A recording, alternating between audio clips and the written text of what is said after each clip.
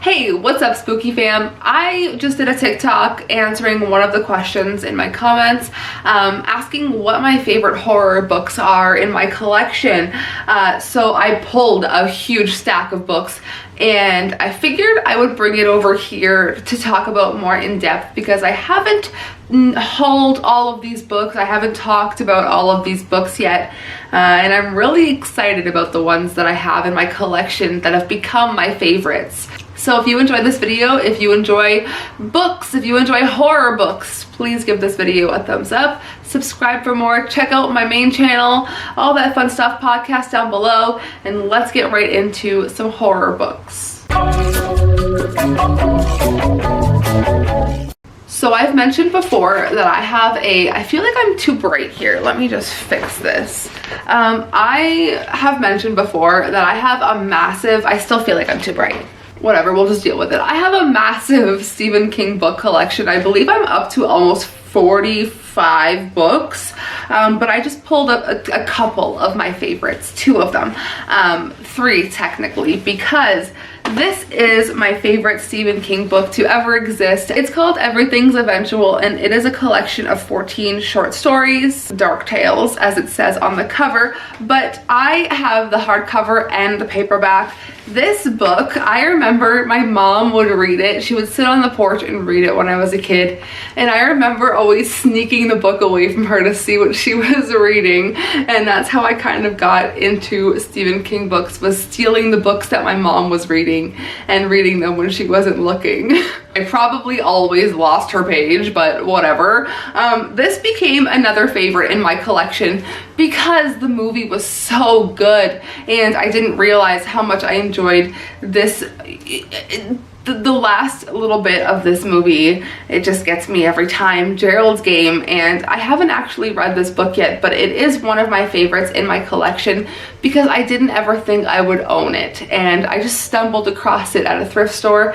I actually really do want to read this ASAP, so hold me accountable. Make me read it. I'm talking to you, Alex. Anyways, I found this at Goodwill for $3, so I was not going to pass this up. But I don't know, this movie really stuck with me, so I'm really happy that I own the book. Let's talk about more lucky thrift finds. I found all three of these at the exact same time while I was thrifting. Scary Stories to Tell in the Dark, part 1, 2, and 3, more scary stories, and Scary Stories 3, more stories to chill your bones, more tales to chill your bones. So all three of them, I am so happy to have these. These are on display in my bedroom. I love them, I cherish them. I have a condensed version of all three of them, but doesn't compare to these. This is my favorite drawing in all of these books. There's a song that someone made on YouTube called The Ghost Song, and they used this drawing as the main picture for the song. And I don't know, something about this just like makes me feel really eerie. This one I found a little while ago at Dr. Disc, my favorite record store. This is Rob Zombie's The Lords of Salem. This I had on display with a Rob Zombie pop figure, but I moved everything around, so now it doesn't have a home. Let's talk about some more books that became movies. First, we have The Exorcist. When I was growing up, I initially read this book in the 8th grade for the first time, and my uncle gave me a very tattered, very old copy. I believe it was purple, and mine was torn up to shreds because I brought it everywhere with me. I brought it to every single class, and I read it for months, on and on and on.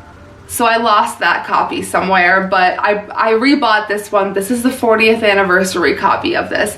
I don't know, it's not Linda Blair on there. I feel like they missed an opportunity. Next is 2001 A Space Odyssey, which I'll show you soon, but I have a poster of this on my wall. Here we have Coraline, which is one of my favorite books. Rosemary's Baby, which was another lucky thrift find. Actually, almost all of these were really lucky thrift finds. Especially this one here, because this one doesn't have a cover on it. It just has the title. It's Outbreak. It is the book for Outbreak, and I wouldn't have realized...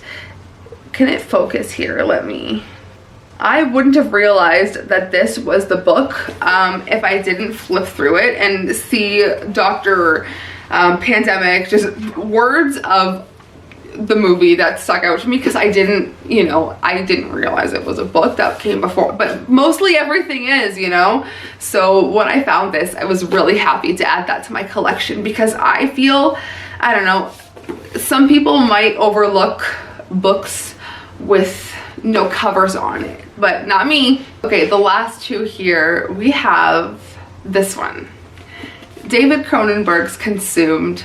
Alex and I are huge David Cronenberg fans, and I am just so excited that I own a piece of literary work from him because he has such an incredible mind. And then last but not least, this was sent to me by April a little while ago. This is H.P. Lovecraft's Tales of Horror. This is a beautiful copy of this book, but I've hauled this before, so I won't go too in depth, but I do have my favorite stories all picked out already. Here I have, just as an example, Call of the Cthulhu, obviously. I also have The Color Out of Space picked out, and somewhere in here is Dagon, but I love this book. I think it's fantastic. So that's all for this little book chat. I hope that you enjoyed seeing a couple of favorites from my collection.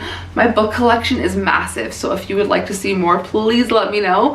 I will see you very soon. Sayonara, Spooky fam.